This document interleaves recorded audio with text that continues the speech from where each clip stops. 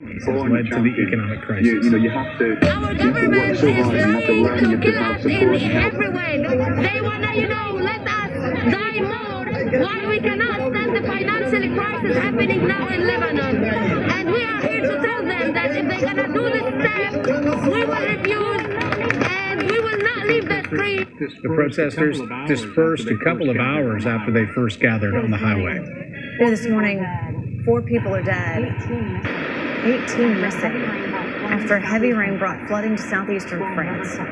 Swollen rivers swept away houses, bridges, roadways. Authorities are having a tough time estimating the death toll. It's because emergency workers can't reach some of the villages in that area. Among the missing are 2 firefighters. They fell into news, live events as they happen, streaming live, non-stop, straight to you. Imagine instant, incredible access to the most compelling live video. That's a grenade. Original, on the edge, breakthrough storytelling from ABC News, National Geographic, ESPN, all the most innovative storytellers, all designed differently for you to stream straight to any screen whenever you want, free. And imagine the most celebrated, epic live events and moments, all playing out right before your eyes. See those flames behind you? Go there now. Put this fire out right now. ABC News Live. Think of it as your live streaming adrenaline rush. Just look at all of the smoke here. Real, raw, live. No matter where the next step takes us, we're taking it. It's frightening. And go deeper inside the groundbreaking exclusives from the campaign trail only ABC News gets. Behind the scenes, exclusive access. Take you inside for an extraordinary tour here at ABC News Live. This is it. It's time to go there, be there, experience it, live on the scene. Maybe that's why, in just 1 year, ABC News Live is already America's #1 live streaming news. And imagine this, it's free. Watch ABC News Live right now and anytime, streaming on Roku, Hulu, Facebook, and abcnews.com. ABC News Live. Streaming everywhere, right to you.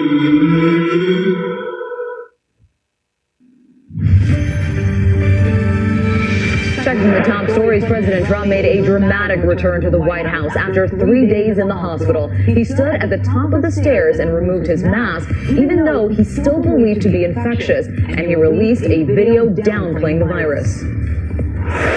Don't let it dominate you. Don't be afraid of it. You're going to beat it. We have the best medical equipment. We have the best medicines, all developed recently. 18 people linked to the president have now tested positive for COVID.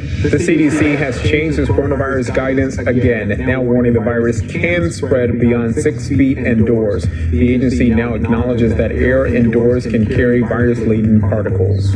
It's official. Supreme Court nominee Amy Coney Barrett's confirmation hearing begins next Monday. Members of the Senate Judiciary Committee can appear remotely due to the coronavirus. Today's weather: rain for most of Florida and around the Great Lakes, warming up across the middle of the country. Still hot and dry in California and the Southwest today. And finally, a coast-to-coast race like no other. The Great Grass Race proves that a lawnmower can do more than cut the grass. Will Gans explains. It's a cross-country road race at unbelievable speeds. No need to adjust your television. The Great Grass Race is no Indy 500. So the tractor goes about 5 miles an hour and then a little slower with the luggage we have behind it. And then even at Pillsbury, 3.5 miles an hour. 3.5 miles an hour from Los Angeles to Tampa. Teams battling more than just low speeds. Andy Senstovis from Michigan is the Mario Andretti of the sub 6 mile per hour variety. We had no gas, no food, no money, no place to stay, nothing. So we had to rely on the good hearts of Americans to get us across the country from point A to point B. His and all the competitors' journey documented by streaming service Menace Vision. What started as 6 teams of 2 was whittled down to 9 people. 3 quitting when the elements got to be too much. But Andy was in it for the long haul. No brakes. The brakes went out instantly. They're gone. I couldn't get it back in the gear to slow down, so I started weaving left and right as fast as I could to try to slow down.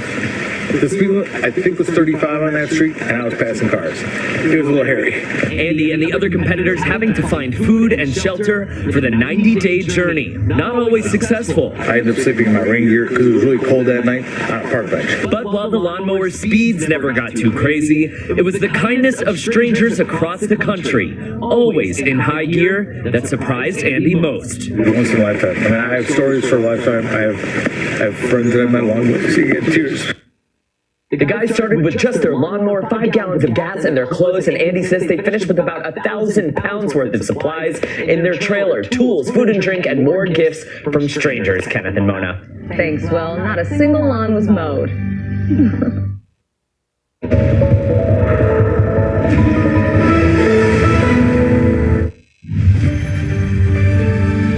Right now on America This Morning, President Trump home from the hospital. As your leader, I had to do that. I knew there's danger to it, but I had to do it.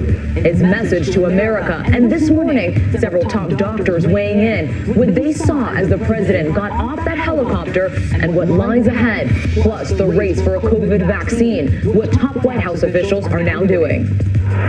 Breaking overnight, an arrest in the police shooting of a Texas man described as a hometown hero who was allegedly breaking up a fight, what investigators are now revealing. ABC News exclusive, the judge whose son was killed by a disgruntled lawyer speaks out. This man took the most important thing in my life. I can't let him take anything else. What she's promising to do in her son's memory. Caught on camera, the wild crash, the driver allegedly drunk with 3 children in the car. Later, reaching new heights, the athlete who just took a major leap forward. And a Supreme Court decision concerning the Led Zeppelin hit, Stairway to Heaven.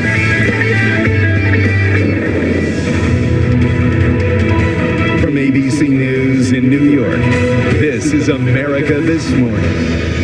Good Tuesday morning, everyone. We begin with President Trump releasing a new video after returning to the White House. After 3 days in the hospital, Trump tweeted this video once again urging Americans not to let the coronavirus dominate your life. He said, quote, "Don't be afraid of it." His arrival also stirring controversy because the president almost immediately took off his mask before entering the White House. It comes as we learn at least 18 people linked to the president and his inner circle have now tested positive, including his press secretary. New images show a man in protective gear cleaning the White House press briefing room. Officials insist access to the president will be significantly limited. We begin our coverage with the new video on social media overnight from the president and his campaign.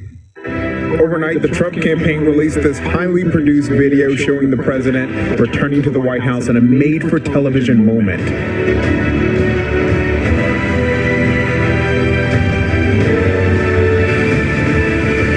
After leaving Walter Reed Medical Center, Trump took a rarely used entrance into the White House, climbing the stairs of the South Portico porch. He paused, took off his mask, and gave 2 thumbs up. The president later posted a video on Twitter saying this about the virus. Don't let it dominate you. Don't be afraid of it. You're going to beat it. We have the best medical equipment. We have the best medicines. 2 days ago, I felt great, like better than I have in a long time. I said just recently, better than 20 years ago. During his nearly 3-day stay at the world-class medical center, doctors at Walter Reed gave the president treatments usually reserved for the most serious COVID-19 cases, including steroids and experimental antibody therapy. The president then making this claim in that tweeted video. We're going to be out front. As your leader, I had to do that. I knew there's danger to it, but I had to do it. I stood out front. I led. Nobody that's a leader would not do what I did. And I know there's a risk, there's a danger, but that's okay. And now I'm better, and maybe I'm immune. I don't know. Earlier Monday, the president's physician said he supports Trump's move to the White House, but he also acknowledged the president remains at risk. Though he may not entirely be out of the woods yet, the team and I agree that all our evaluations, and most importantly, his clinical status, support the president's safe return home. Dr. Sean Conley did disclose the president's most recent vital signs, adding Trump had not been on fever-reducing medication for 72 hours. But Dr. Conley, citing privacy law, would not answer other specific questions about the president's health, including whether his lungs are healthy. There are HIPAA rules and regulations that restrict me in sharing certain things. Dr. Conley also refused to answer when the president last tested negative for the virus. And now, in one of the top toughest comments yet from a Republican on the president's response to the virus, Texas Senator John Cornyn tells the Houston Chronicle, Trump let his guard down, adding, I think he got over his skis. And frankly, I think it's a lesson to all of us that we need to exercise self-discipline. At a town hall event last night, Democratic rival Joe Biden said he's not surprised the president tested positive. Glad he seems to be coming along pretty well. Would communicate the right lesson to the American people. Masks matter. This morning, at least 18 people linked to Trump and his inner circle have now tested positive.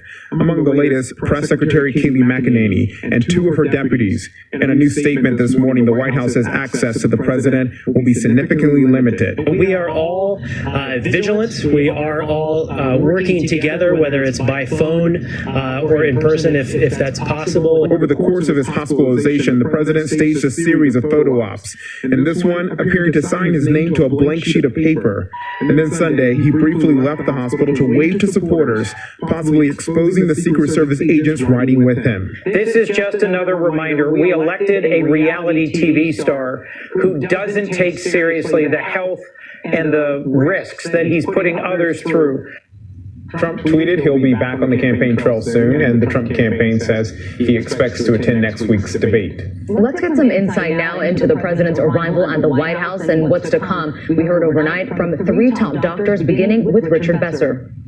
It really worries me if someone looks at that and thinks that, well, if you're infected with COVID, masks don't really matter. They're taking the wrong message. The CDC is clear. Everyone should be wearing a mask, but in particular, even when they weren't recommending masks for the general public,